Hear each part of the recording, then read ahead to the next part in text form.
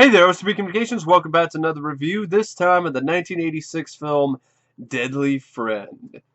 Now, this cover art is actually really pretty bad. It's a disaster. It's a really shitty, half-assed looking... It's an eyesore. It's a really... It's a half-assed looking piece of shit. It's really bad. I remember ever having a robot eye like this in the movie. Well, I mean, she did have technically robot eyes, but that's a whole nother story. I don't want to talk about that because if I talk about that, I'll go on a rant, and then most of the video will be a rant, and that's not really what I want this to be. Because at the end of the day, I really like this film, and that's without even knowing the backstory. I didn't even know the backstory about the film. I didn't even know that the stupid ending, which was, in my opinion, might be the dumbest shock ending I've ever seen in a movie. I didn't know that that was just shoved into the film after the fact. I didn't know that. And I still like the film, regardless, because I thought the positives outweigh the negatives of this movie for me. Just wish they had better cover art for this DVD, because this is pretty shitty. Couldn't use the VHS cover art? Use something else? I mean, I'm going to change this. I found the link online with better cover art, the VHS cover art. I'm going to put that in here, because this cover art sucks. And it even has pictures that aren't even in the, of scenes that aren't even in the film. This scene, her in a dress, not in the movie. Cut out of the movie. So, yeah, advertising shit that's out of the movie, like the April Fool's Day DVD cover. On the corner right here, where you see a shot of Kristy Swanson and Twomey, not in the film. So there's not one but two different shots that aren't in the movie, plus a shitty cover art, which just looks lazy. So, yeah, I just had to get that off my chest, because this is some really awful cover art. Some of the worst covers I think I can think of for a DVD. Even the font looks cheap as fuck. Anyway, glad it's on DVD though. I got this as part of the Twisted Terror collection. And I had never seen this film. I'd heard a lot of bad things about it. I saw that it got a 0% Rotten Tomatoes, which I honestly think is way too low of a rating for this movie. This movie has a lot going for it, even though it has some problems. But the problems aren't the movie's fault. The problems are the producer's fault. The problems are Warner Brothers' fault. So that's why I feel that this film is one of the most misunderstood and underrated films that Wes Craven has directed. I'd definitely say it's his most underrated film. And it definitely is misunderstood. And that's why this review is a review and a retrospective. Yes, I didn't grow up with the movie, but that doesn't mean I can't do a retrospective on it. This movie deserves an in-depth review, in my opinion, in order to basically teach you guys, show you guys a little bit about the backstory of this film, and explain that the problems that a lot of the critics have with it, that it feels like it's two different movies, and that the ending is not the movie's fault. The blame should be at the producer's feet. The blame should be at Warner Brothers' feet, not at Wes's feet, not at Bruce Joel Rubin's feet, and not at the film's feet, because it's not the film's fault.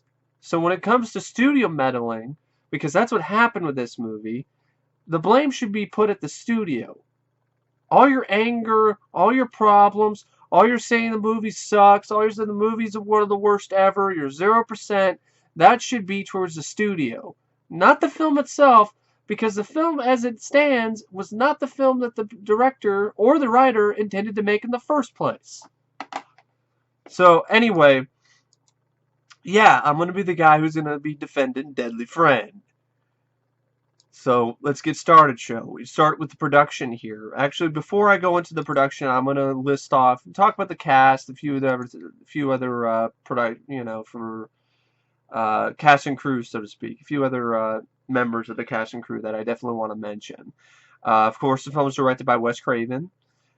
He decided to do this film because he wanted to do a film that was more like Starman. Because he saw that John Carpenter directed Starman, which is a film that wasn't a horror movie, and he wanted to show that he could do that as well. Plus, this is his first studio film, and he wanted to make some big bucks because he wasn't getting that directed movies for independent companies, a New Line.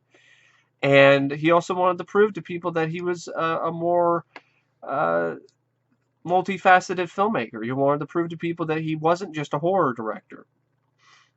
The film, he cast Matthew Laborteaux as Paul Conway, Kristy Swanson as Samantha Pringle, Michael Sharrett as Tom Twomey, and Twomey, who you might recognize as Nola from the Twilight Zone episode Her Pilgrim Soul that Wes Craven directed. Richard Marcus plays Harry Pringle, and Ramsey plays Elvira Parker. And Ramsey you might be familiar with. She played Mama in Throw Mama from the Train, and she also played Mama Fratelli in The Goonies. Lee Paul plays Sergeant Volchek. You have Charles Fleischer, plays the voice of BB the robot. Russ Marin plays Dr. Johansson. Andrew Roberto plays Carl. And the screenplay is by Bruce Joel Rubin, who was the same writer who wrote Ghost and Jacob's Ladder. And it's based on a book called Friend by Diana Henstel, which I actually haven't read.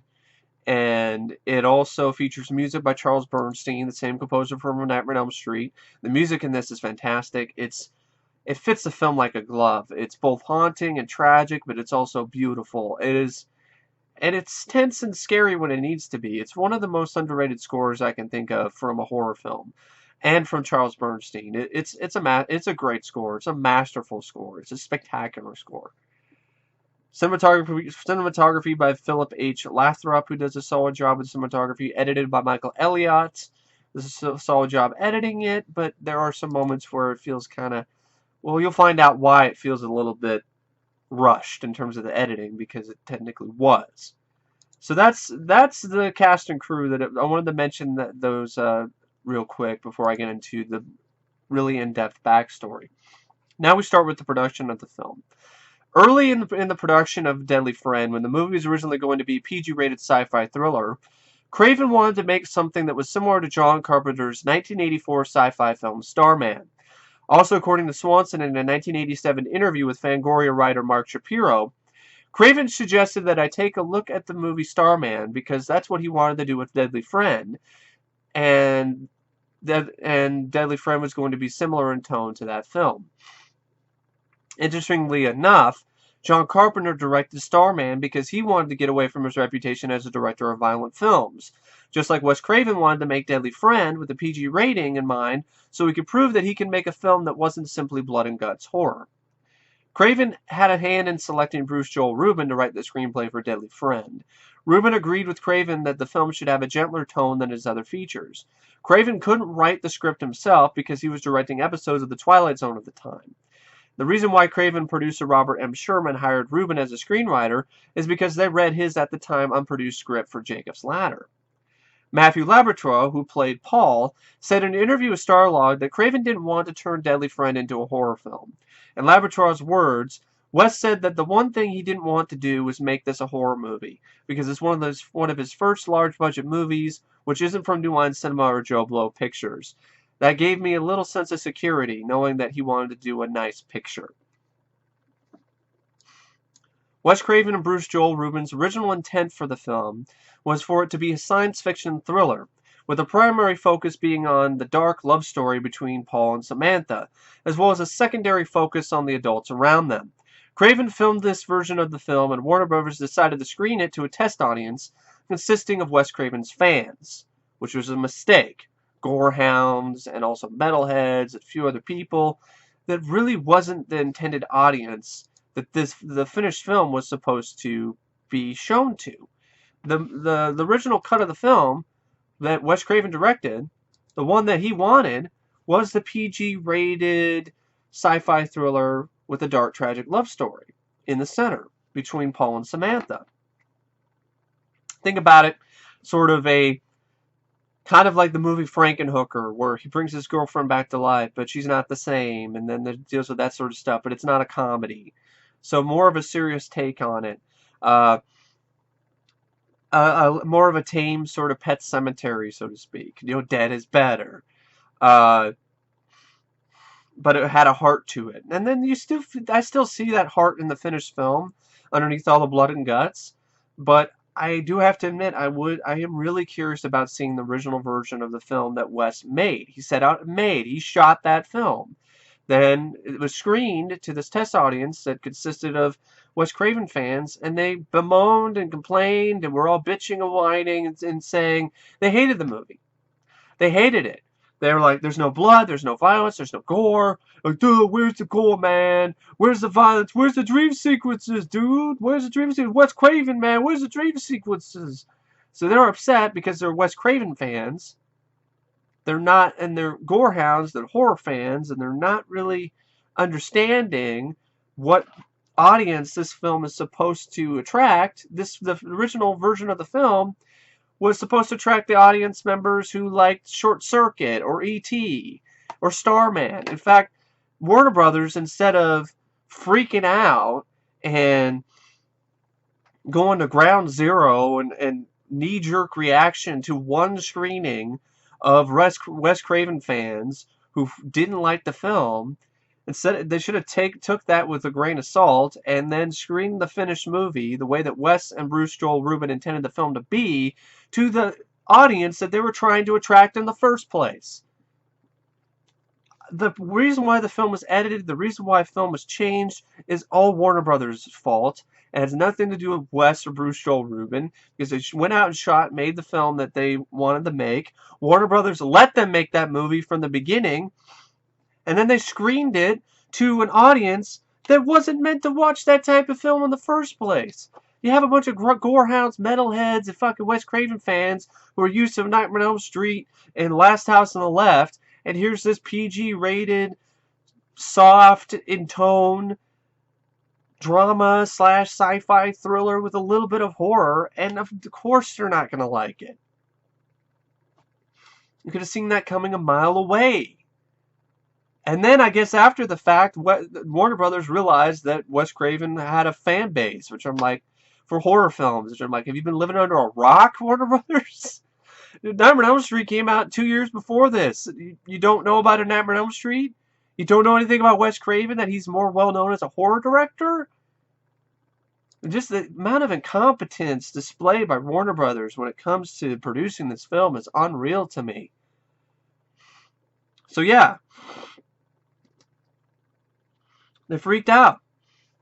And so then the executive vice president of Warner Brothers at the time, Mark Canton, demanded Rubin write 6 additional gore scenes into his script, each bloodier than the last. Following the negative reactions from the test audiences that saw Craven's first cut of the film and wanted a much more grisly film. It was then re-edited in post-production, and the gorier details and the gorier deaths and the other reshot scenes were included, but these scenes were only made at the film look like a mashup of 2 different genres, a family-friendly film and a straight-up horror film, which is where a lot of people criticize this movie, that it looks like it's 2 different genres, which I honestly don't have a problem with that, because I think that's cool. I think it's a cool thing to have a film that starts out more like a family-friendly movie and then becomes more of a grisly, gory horror film. It's like As Above, So Below. I really like that movie, where it combined these 3 different genres that I'd never seen combined in a movie before. Horror, adventure film, and found footage. So even with the added scenes into the film, I didn't really have a problem with them. Especially not the basketball to the head death scene, where Anne Ramsey gets her head turned into just complete paste, like her head just explodes like a watermelon. I definitely do like that sequence. And the other bits of blood and gore I didn't mind either. In fact, I thought it added to the film, but I still would have liked to have seen more of those scenes with the relationship between Paul and Samantha, which the original cut of the film did have more of those sequences. So anyway, Warner Brothers freaked out, cut the film, threw in other shit in there, and then editor Michael Elliott was brought in by Warner Brothers to re-edit the original cut of Deadly Friend. Elliott went on to do the same for 2 other Warner Brothers films, Out for Justice and Showdown in Little Tokyo. I guess those films were edited, which is really... What was edited out of Justice and Showdown in Little Tokyo? Out for Justice and Showdown in Little Tokyo. If I could say the fucking word. Showdown in Little Tokyo and Out for Justice.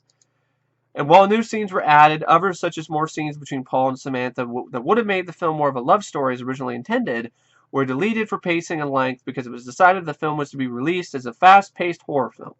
Since all the added gore scenes, reshoots, and post-production re-editing heavily changed the original story, Craven and Rubin expressed strong anger at the studio, and they later virtually disowned the film. I don't blame them. I would have too. I mean, Basically, the studio just took the film away from them. The studio didn't ask them for permission for these changes. They just said, fuck it, fuck you, we're making these changes anyway, and we're throwing in one of the dumbest shock endings in film history because we want to do it. That's it. They completely changed the entire film. The entire tone of it, the entire point of the movie is completely changed by the studio. Because of one screening that was disastrous because it's their fault, screening it to an audience consisting of gorehounds and metalheads and Wes Craven fans, which was not the audience that this film was originally intended to be shown to in the first place.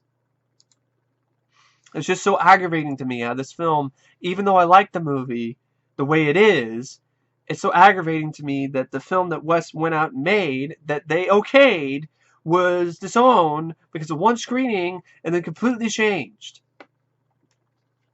And this isn't the only film that Mark Canton and Warner Brothers completely changed that came out this year. Brace yourselves, folks. There's another movie that came out in 1986 that Mark Canton and Warner Brothers completely changed, edited, completely changed the entire movie. And that film was Cobra. I'm not making this shit up. Mark Canton took out all of the hardcore violence, all of the gore. He took all that out. He trimmed it out. He took it out, completely changed Cobra from what it originally was, which was more like a slasher movie, which is what I thought the movie was in the first place. I'm like, wow, there really was more slasher movie elements. Wow, that's really fucking lame that movie was not actually released. I like the version of Cobra that we got, but come on. More violence? More action? More hardcore gore? Why the fuck was that cut out? It's like the complete opposite. Mark Canton is bipolar or some shit. He fucking shoehorns violence into this movie, which was originally a PG-rated sci-fi thriller love story. Then he fucking takes Cobra, which is an R-rated action movie, takes out the violence, and cuts it down to 80-something minutes. Fuck you very much, Mark Canton. Fuck you very much. You motherfucker. Wow. Not only fucking fucked up this movie, but he also fucked up Cobra, which is one of my favorite action films. This is when I found that out. I'm like, wow, you son of a bitch. Just had to share that. So Wes Craven wasn't attracted to the story of Deadly Friend because Samantha goes on a killing spree when she's revived as an undead monster. Craven was much more interested in exploring the adults around her, all of whom seem to be monsters in human skin. In his own words, the scares don't come from her, but from the ordinary people, who are actually much more frightening. A father who beats a child is a terrifying figure.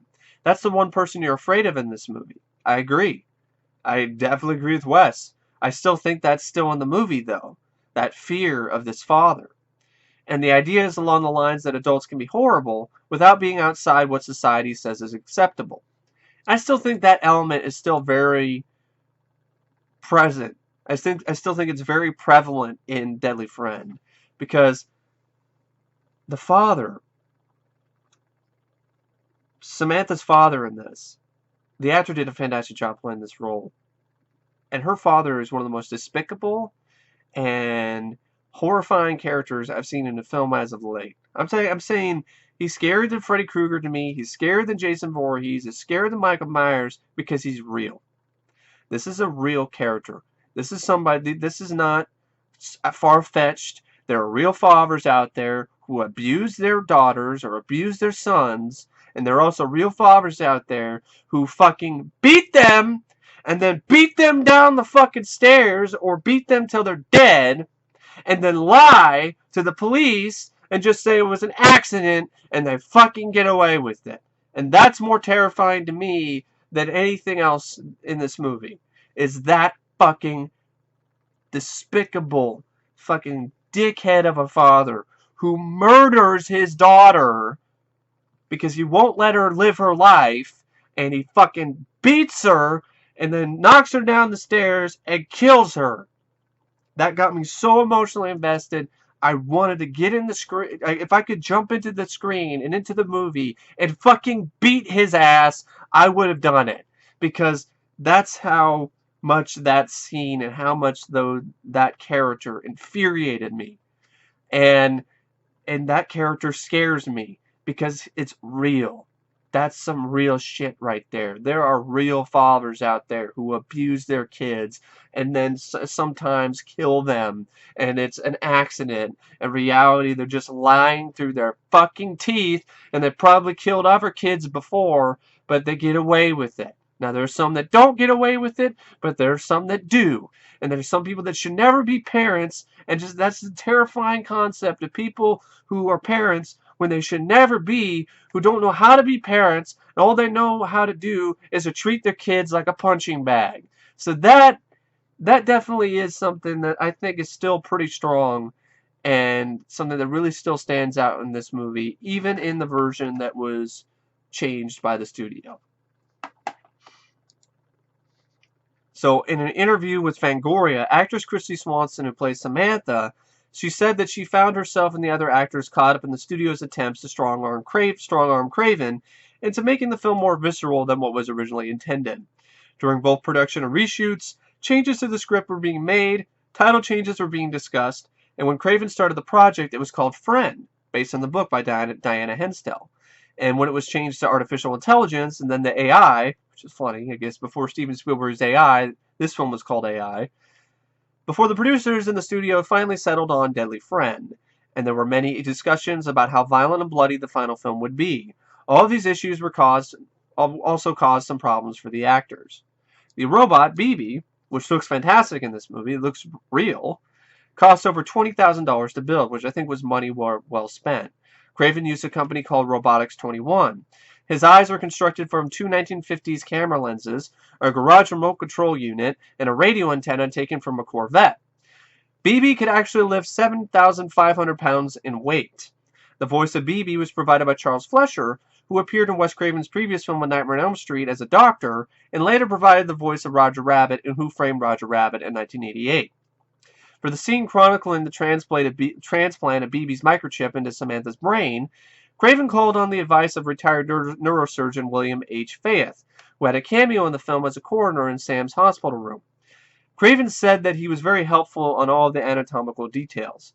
Craven himself studied anatomy at a great deal before filming started. Now here we go into the actual filming of the movie. Kristy Swanson was 16 years old during filming. She thought it was very challenging to play the character of Sam. I think she did an excellent job, to be honest. Today, Swanson is proud of her work in the film. In a 1996 interview with Starlight magazine, Swanson had this to say about the movie. It was just my first starring role in a feature. I was 16. I committed myself completely to it. I just went full out with it. I wanted to do the best job I could possibly do. I was having the time of my life. And as for the movie itself, some people love it, some people hate it. It is what it is. I really enjoyed making Deadly Friend. At that point in my life, it was spectacular. Sometime after the film was released in theaters, Swanson mentioned in a promotional interview in Fangoria issue number 60, The Prettiest Deadly Friend, some problems she had during filming. I felt that at times, people on the set thought I was just this dumb teenager who had to be led around by the hand, she confessed. Nobody actually patted me on the head or anything like that, but I had a hard time getting the point across that even though I may have been young, I was a young actress. Professional mime artist Richard Shepard taught Swanson all of the robotic movements that her character has in the film. In an interview, Swanson said this about learning to walk in that specific way. Getting those moves down was difficult at first. You don't think walking that way is hard until you actually try doing it. But Richmond was a good teacher, and I picked up on most of the moves pretty quickly. And she did an excellent job with the mime moves and everything. It was very fluid and very, it just felt very, not necessarily realistic, but it was very well executed. Very well done. She did a great job with it, and that's difficult. It's difficult to really get that down. And Wes Craven at first wasn't convinced that she could handle the role of Samantha and do these things. So eventually, though, he changed his mind, says Kristy Swanson. He was always encouraging me, prodding me in the subtle ways to get me to give a scene everything I could. There were days when we were behind schedule or a particular scene was not working where he would get a little upset, but I found Wes Craven to be a very patient man. She also mentioned her throwing of the basketball during the reshoot filming of Elvira's death scene. Wes kept at me to throw it as hard as I could to indicate great speed. I must have tossed that ball 100 times. My arm sure felt like I did. And during the filming of one of the reshot scenes where Sam is a nightmare where her father attacks her in her room and she stabs him with a glass vase, there were difficulties on set with the special effects. Swanson mentioned the scene was set up so that I could hit a protective device inside his shirt. But during one take, I missed the device and the glass actually shattered on his chest. I freaked out because I thought that I'd really stuck this glass into his chest, and everybody else just laughed. And in another incident, the great amount of fake blood turned out to be a problem. We had been working on that scene a long time. Finally, it was time for the blood to spray out, but something leaked and we had blood spraying all over the set and myself. I was so tired that I started yelling, "More blood!" and the effects people really pumped it out. In an interview with Maxim magazine in May 2000, Swanson said that the fake head of Elvira that was decimated by the basketball was stuffed with actual cow brains that the production crew picked up from a butcher shop. In a 2006 interview regarding The Hills Have Eyes, Craven mentioned problems that the basketball scene had with the MPAA. On Deadly Friend, we had a scene where a nasty old lady gets her head knocked off with a basketball. The actual scene, as it was originally cut, was fabulous. She was running around the room like a chicken with its head cut off for 10-15 seconds. It was bizarre and wonderful, and they cut the shit out of it. So I compiled what we called our decapitation compilation. All the films that I knew of that had decapitations in them that had an R, and sent it to them. They immediately sent it back saying that just base it off how they feel in the room at the time.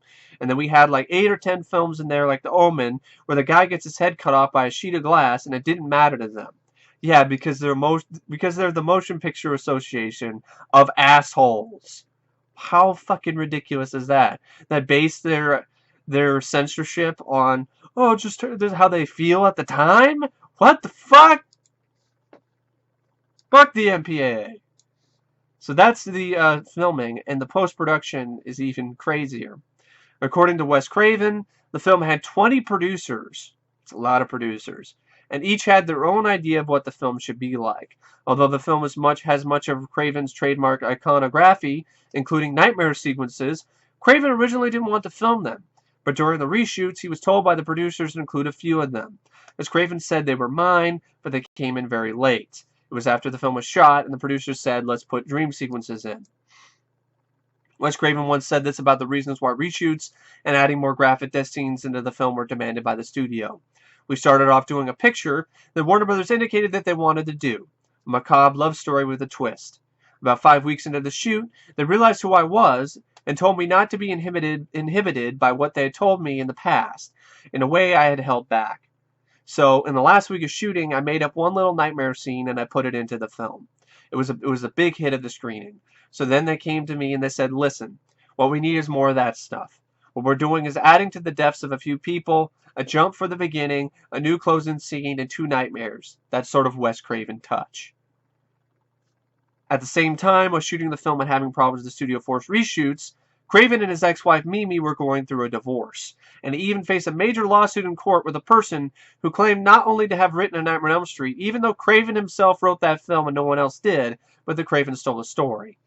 That might be the same guy who wrote Dreamscape, because Dreamscape came out in 1984. The film with Dennis Quaid dealt with nightmares and dreams. He had a scene with David Patrick Kelly with claw fingers.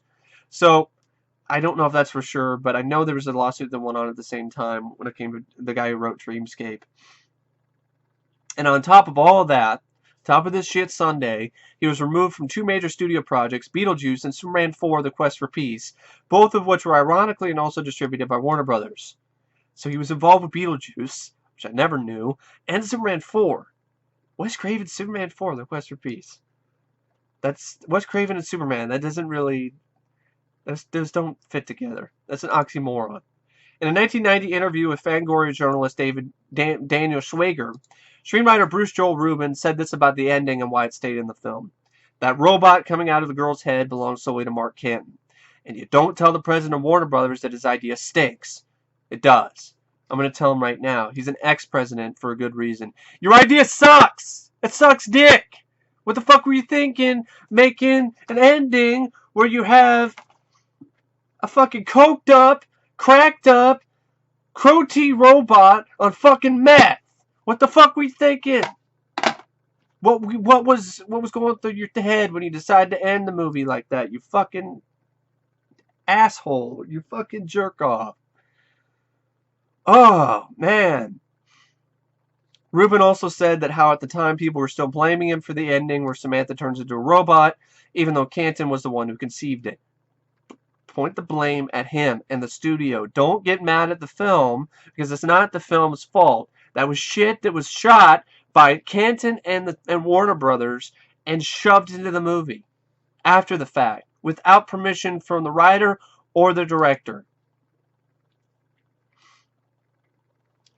He also mentioned that despite the fact the studio destroyed the love story of the movie that he and Craven enjoyed, he still enjoyed working with Craven, confirming that he wasn't the one who wanted to change the film and that he should not be blamed for what happened to it. Rubin even said the production was one of the happiest experiences that he had ever had. In another interview, Rubin told the story of how the $36,000 that he got paid for writing the script for Deadly Friend saved him from going nearly broke due to the 4 months long Writers Guild strike, and also helped him with a bar mitzvah for his son and to buy a house. In the same interview, Rubin said how at first he didn't want to write the script, but after changing his mind, he called Robert M. Sherman and got the job. He also said how working on the film was one of the most extraordinary experiences of his life. It was a horror film with a lot of elements that are not things I wanted on my resume. And it didn't do a very good business, but it was total fun. My kids were on the set every night. My 5-year-old Ari was totally in love with Kristy Swanson, who was the lead. She then later became Buffy the Vampire Slayer in the movie. She was really sweet to him, and she even took him out on a date. The theatrical trailer of the movie that Warner Brothers made represented it as a straight-up horror film with not one frame of BB anywhere. So the mixture of teens and terror seen in the trailer implied that Deadly Friend would be a derivative of Craven's A Nightmare on Elm Street. And in an interview with Fangoria, Craven said that the deadline for delivering the first cut of Deadly Friend, with all of the reshoots included, and delivering his original script for A Nightmare on Elm Street 3 Dream Warriors, which he was writing with Bruce Wagner, was virtually the same, making it very difficult for him to do both things at once. And Deadly Friend was released in theaters on October 10th, 1986, because Warner Brothers wanted to get some of that Halloween money, and it was a critical and financial failure. It only made $8 million on an $11 million budget. And it gets a 0% Rotten Tomatoes today, which is way too low. And the critics saw the finished film and saw it as a muddled mess, which is not the film's fault. That's all the fault of the studio. And it's one of those rare films where, honestly, the problems that it has are not the fault of the screenwriter, and they're not the fault of the director. They're the fault of the producers, and they're the fault of Warner Brothers. And that's why it's misunderstood. Those elements, even though they're in there, I mean, they suck. The robot ending is fucking terrible. I hate that shit. I hate it. I hate that with a passion. I still really like the film regardless. I really like the love story, what little bit that's there. I'd like to see more of it. I think the performances by the cast and the crew is great for the most part. Kristy Swanson does a great job performance-wise playing Samantha while she was alive and Samantha while she's resurrected. Matthew Laborteaux does a great job playing this likable character. You feel for him, and you want him to make it work with the relationship between Sam, but he's playing God and things aren't more than likely not going to work out. And Ramsey was nice to see, of course. She always plays a good bitch, so to speak. And the robot BB was cute, and it was really well done. It was a great looking robot. And I thought it was really well written by Bruce Joel Rubin. The film had a heart to it, which went a long way for me. I thought the heart was a huge, big thing about the film that I really liked. And it was surprising to see that. And I think honestly, it's really too bad that Wes wasn't able to. Well, he was able to make the film he wanted to make, but it's really too bad that we're not able to see the film that he made, that he wanted to make, that he intended to make in the first place. This more lighthearted film that was his, basically, in a way, his Starman. And I think there are little glimpses of the film that he wanted to make, the film that he made that should have been released. And those glimpses are great, and I think if the version that he originally made ever gets released, I think it'll be a great film. I think it will be a film that will knock it out of the park. I really do. I think Wes would have. I think Wes already made a great PG rated sci-fi thriller with a really strong love story. I think he already did a beautiful, great job with it, and it's really sad and tragic that we're not going to be able to see that. And it's really too bad that we don't get a commentary track for Wes on this film, because I think that would be a great commentary track to hear Wes talk about the movie and explain what happened to it and so forth and so on. And so yeah, the film has a lot of different changes to the story, and I'm gonna talk about those as well, because there's a lot of deleted scenes. There's stuff in the trailer that even is from the original cut. So there's a lot of stuff still there from the original cut of the film. Um, According to the book Wes Craven, The Art of Horror by John Kenneth Muir, the original cut of the film was a teenage film filled with charm, wit, and solid performances by the likable teens Swanson and Laborteaux. It was definitely a mainstream PG film all the way, similar in tone to Real Genius or Short Circuit, but the point was made that Craven could direct something other than double-barreled horror. The original cut of the movie did not include the gory dream sequences, the infamous basketball decapitation sequence, which I'm actually glad it's in the film, the opening jump scare scene at the beginning where the thief tries to steal from Jenny's minivan, but BB stops him by grabbing his throat, which was always a scene that I thought, just, why was that in there? It stands out like a sore thumb, and it's one thing that it's producers, Mark Canton and Warner Brothers, it's their fault. That scene that doesn't make any sense, and especially when you see the scenes that come after that opening credits scene. It just seems like a useless jump scare at the beginning of the movie that has no business being there at all. And then the ending where Samantha turns into a robot and kills Paul. That fucking ending where Bumblebee with fucking teeth rips out of her corpse and strangles Matthew Laborteaux. I want to strangle Mark Canton for putting that stupid shit in this movie. That's one of the stupidest, cheapest, shittiest fucking shock endings I've ever seen in my life. The fucking thing looks like it's made out of paper mache. So all that was added.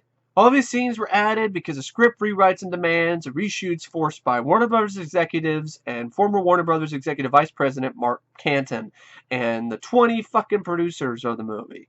In the original cut of the film, Sam smashes Elvira through her front door, leaving the upper half of her body hanging outside the door and the lower half still inside. In Bruce Joel Rubin's original script drafts, Elvira is electrocuted by Sam. In the scene where Elvira's body is carried out on a gurney, it's still visible that the door of her house has a big hole, which was made in the original version of her death. Dialogue said by Dr. Johansson, where he says that her head was smashed all over the room, is heard off screen, meaning that it was more than likely added later when the scene was changed. Parts of the original death scene can be seen in the theatrical trailer. Slowed down. I mean, you can slow it down and you can definitely see it. A subscriber of mine, and I'm actually glad to call I would say he's a friend, Jack Craven. He ended up making 2 videos where he showed deleted scenes, some pictures, and so forth about Deadly Friend. And I'll probably put links to those videos in the description box down below. Anyway, so you have these different sequences, and there's promotional stills, lobby cards, and other pictures which show more deleted scenes, all of which show more of the character and plot-centric parts removed from the final cut for reasons such as pacing and story changes, allowing following for reshoots and re-editing.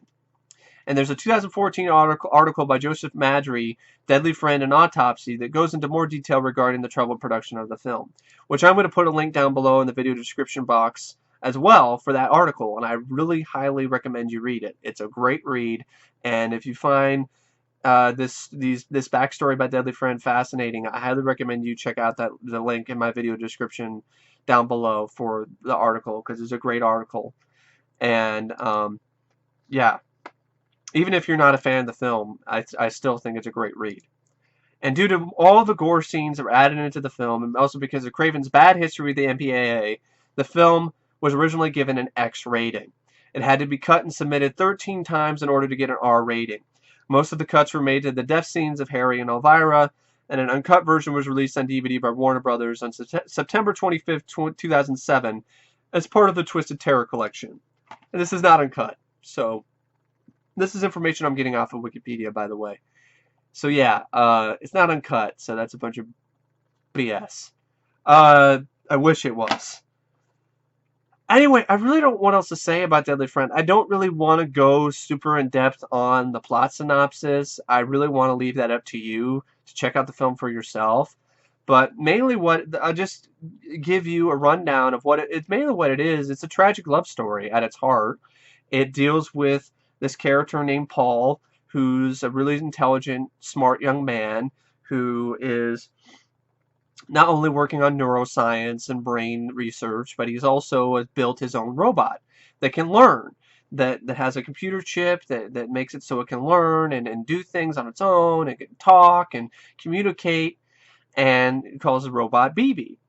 And he ends up finding a friend of his who he befriends one of his he's the guy who runs the paper route pretty much. Uh, um, his name is Tom. He's played by Michael Sharrett. And he befriends him, and then he also befriends Kristy Swanson, Samantha, who is his next door neighbor, and they become friends. And they share fun times with BB, and Paul's falling in love with Samantha, and they end up on one time on Halloween night, because they ended up losing their basketball in Elvira's yard, and Ramsey takes their basketball, being a complete bitch. And then on Halloween night, decide they're gonna pull a prank on her, and they have BB break into the lock on her fence. And this is a scene that really got me emotionally invested. This whole film got me emotionally invested, and that's why I really liked the film a lot. It got me emotionally into the film and into the story. And that's a testament of a good film to me, is a film that's able to get me emotionally involved into a movie that's basically fiction, but I'm involved emotionally as if it's real life. And this whole scene was tense for me because I'm like, oh my god, she's gonna shoot her. Elvira's gonna shoot. She's gonna shoot Samantha with the shotgun. Oh god, please don't do this. And then she ends up shooting BB instead, which is still sad. So all the work and the time that Paul put into making BB. So she kills BB pretty much with the shotgun. This puts Paul into his downward spiral of depression. And it gets even worse because then Samantha gets killed by her abusive father, who fucking kills her. Beats her up because she's been hanging out with Paul. She had Thanksgiving dinner with Paul and his mother, and he's pissed at her, and then he fucking kills her. Hits her in the face, knocks her down the stairs. She breaks her neck. He lies to the police in the corner and says that it was an accident. Gets away with it. So she's not I guess she's not necessarily dead right away. She's brain dead. She's kept alive by life support. Paul, who he's really in love with this girl, he's not willing to let her go. He realizes that he doesn't think the doctors are doing enough, and he decides he's going to try to save her himself. And he ends up using the computer chip, the brain of BB, and he ends up finding a way with his friend Tom. They sneak into the hospital, and he drugs his mom. And he was supposed to originally, her life support was going to be cut off at 10 o'clock, but then they changed it to 9, and so now they got to race against time, and they get there, but her life support's already been shut off because the father said for them to do it, even before 9 o'clock. So when Paul gets there, she's already dead. So now, what is he going to do? So he still ends up trying to save her. So he does brain surgery, and he puts BB's computer chip brain into her brain. And he basically takes the body with him to his home, hides her in the garage, turns her on with the button that he uses to turn on BB. And what you have for the rest of the movie is this conflict between BB and Samantha, because BB's brain is now connected with Samantha's brain. So for the most part, for a lot of the rest of the film, it's BB's brain that's in Samantha's body. So Samantha's walking around like this, which you see a lot. She's moving like a robot because her brain is a robot brain. And so she's moving her hands like she would if she had, robot claws, like the same robot claw hands that BB had. And there's even moments where she speaks like BB and she sees like BB. But there still was elements of Samantha in there because she goes on a little bit of a killing spree where she goes in and kills her father, which is a crowd-pleasing scene because he's a fucking asshole, he's a dickhead, he's a dick face, he's a child abusing motherfucker, he's a murderer, who I'm totally fine with him fucking getting killed by his dead daughter brought back to life, pretty much. It's justice, in my opinion. Sweet justice. So she kills him by strangling him, like burning him, putting his head against because he has an old coal firing chimney that's heating. It's basically the boiler room in his basement, and she burns him on the cast stove, and then throws his head into the fucking fire. She then goes in and kills Elvira, kills her with a basketball. Fucking head explodes and blood braid everywhere. And fucking her body fucking flops around like it's a chicken with its head cut off. It's a great death scene. And then near the end, there's this bully who was giving Paul crap, and BB before grabbed it by the balls. And here he's beating up Paul, and Samantha, or Sam, BB, pretty much Sam and BB, she beats his ass, picks him up, and throws him into a police car. And this ending, I think they handled it really well. At least not the actual, and I'm talking about the way the film should have ended. They handled really well. It was a tearjerker for me. I'm not lying. I cried at this scene, where it still chokes me up just thinking about it because of how it's set up. At this time, Paul got in a fight with his friend because he found out he found out what he had done. Tom found out what he had done, brought her back to life, knows that she's been killing people, and he's going to tell the cops. Paul realizes he's going to lose Samantha again, and he gets in a fight with Tom. Tom's going to run away, and he's going to go in and tell everybody. But of course now BB in Samantha's body doesn't want anyone to know either because he likes being alive. And there's still a little bit of Samantha's soul in there that wants to live as well.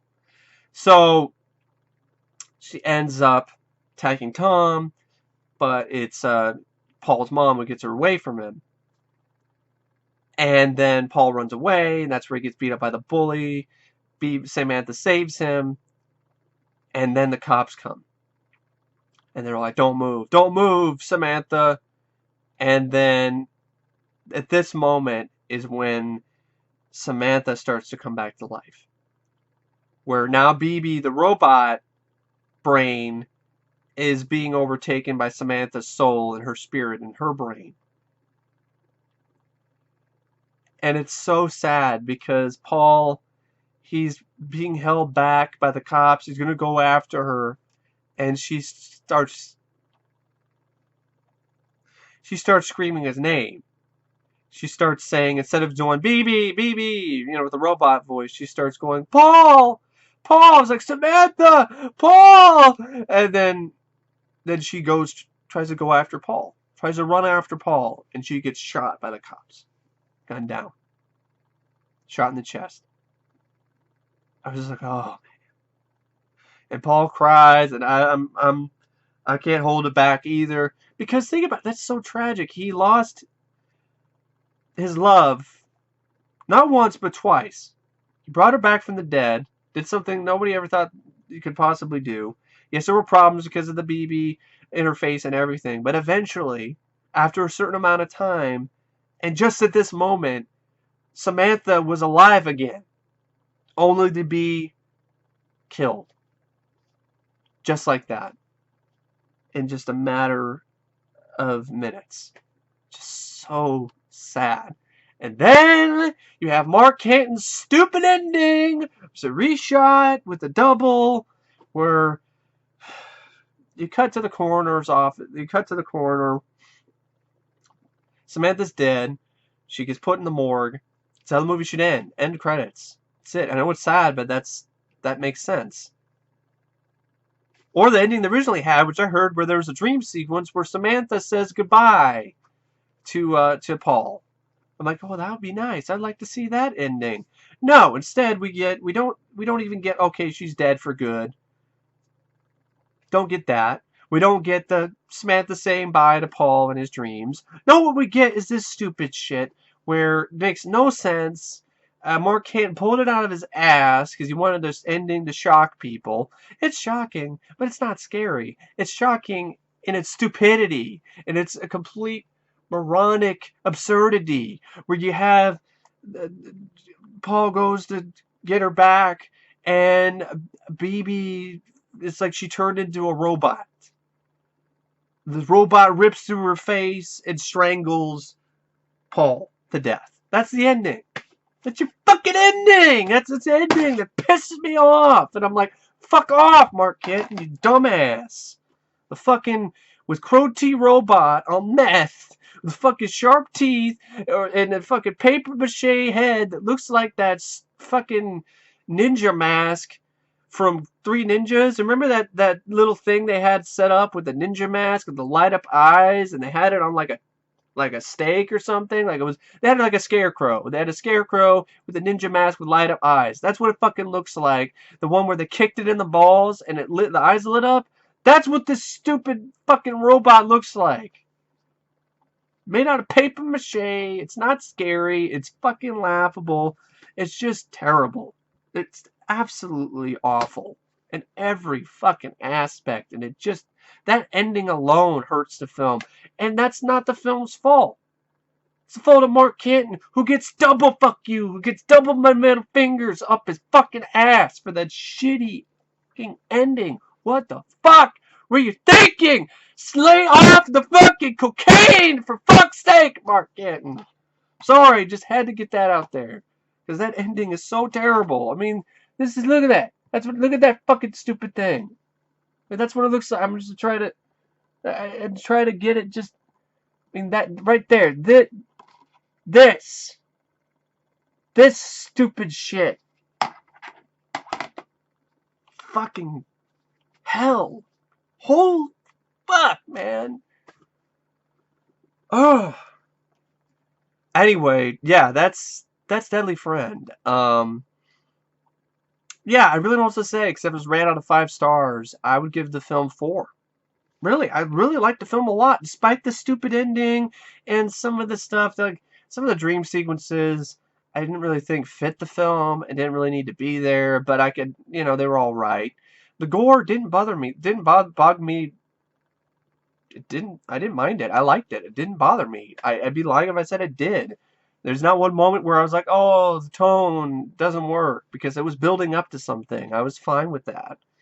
I was fine with the fact that it started out lighthearted and then it went into some darkness and the gore and the violence. It was building up to that. It didn't bother me at all.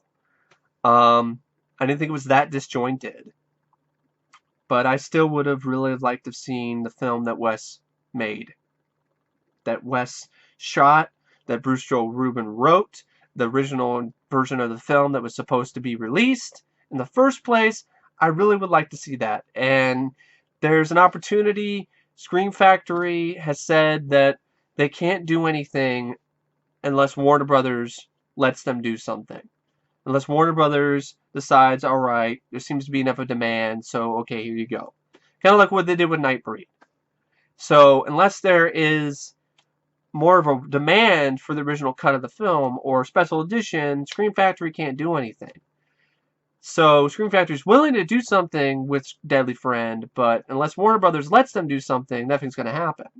So in order to do that, need to show that there's proof of a demand for the film.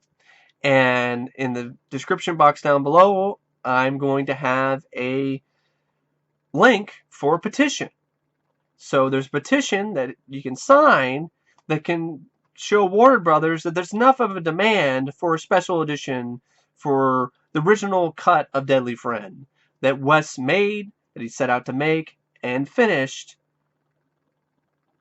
and as well maybe the actual version and some features. So to show that there's demand, we need to have a lot of signatures. So I'm going to have a link down below, or in the video description, or in the video itself, maybe one of these boxes up here somewhere, for the petition. So please sign the petition if you like the film, or if you're curious about Wes's original version of the movie. Anyway, yeah, the only things that hold it back for me from being on par with The Nightmare on Elm Street and other great Wes Craven films to me is the ending, which is Mark Canton's fault, and some of the dream sequences, and the fact that there wasn't enough of the love story between Paul and Samantha, which I really liked and I wanted to see more of. And finding out that there was more of it just pisses me off. It was fucking Warner Brothers. Mark Canton. But anyway, I really don't know what else to say about the film except thank you for watching my review. I hope you guys enjoyed it. I hope it was informative and interesting. I hope you guys learned a lot of things, or at least something about Deadly Friend. I hope you guys now understand the film more. And if you're one of those people who didn't like the film originally because of the changes in tone and the gore and the ending, well, I hope now you can understand that that's not the film's fault. That's not Wes's fault. That's not Bruce Joel Rubin's fault. That's not their intention. It all lies at the feet of the studio. So give the film another look with that knowledge that those scenes, the stupid ending, and a few other things, it wasn't supposed to be in the film in the first place. And if you look at it that way, maybe you might be able to appreciate the film a little bit more. But at the end of the day, just like any movie, it's not for everybody. There are going to be people who like it. There are going to be people who don't like it. And that's cool. I have no problem with people who don't like this film. But I was really surprised by this movie, and I really liked it. So I would definitely love to see a special edition of this, and I would love to see the original cut of the film. I really would. It's the least we can do for Wes. I know he's no longer with us, but just because he's no longer with us doesn't mean that we should not be able to see the version of Deadly Friend that he wanted us to see in the first place, that he was proud of, that he would not have disowned. So anyway, that's the least we can do for Wes, is to get that release out there so it doesn't just die off and never be seen again. Because that would be really too bad. Because that would be a film that Wes made that would never be seen. And that's unacceptable to me, especially now that the man is no longer with us. But anyway, I really don't know what to say except thank you for watching my review / retrospective of Deadly Friend, and I will see you guys later. See ya.